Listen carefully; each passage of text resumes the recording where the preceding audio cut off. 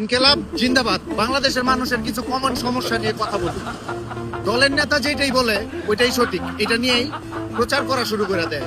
এখন যারা ইনসাফের কথা বলবে, ইনকেলাব জিন্দাবাদ বলবে, আজাদি জিন্দাবাদ বলবে, তারা নাকি রাজাকার। এই রাজাকার শব্দটি খুবই ভয়ানক। শেখ হাসিনার পতন একমাত্রই রাজাকার বলাতে হয়েছে। আচ্ছা, ইনকেলাব জিন্দাবাদ বলাতে যদি পাকিস্তানের বীজ হয়ে যায়, তাহলে বাংলা ভাষার সাথে আরো শত শত ভাষা আছে যেগুলো উর্দুর সাথে মিক্স। দু একটা বলি, দুনিয়া দুনিয়া, ইমাম ইমাম, রোজা রোজা, কিতাব কিতাব, হিসাব হিসাব, বাজার বাজার, হুজুর হুজুর, দরকার দরকার, মাফ মাফ, খবর খবর, ইনশাআল্লাহ ইনশাআল্লাহ, আলহামদুলিল্লাহ আলহামদুলিল্লাহ। তাহলে এই ল্যাঙ্গুয়েজ গুলা তো উর্দুর সাথে 100% মিল।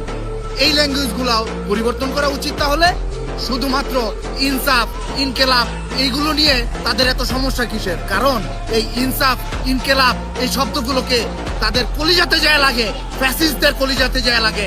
কারণ ফ্যাসিস্টের পতনের মূল হাতিয়ার ছিল ইনকেলাব জিন্দাবাদ।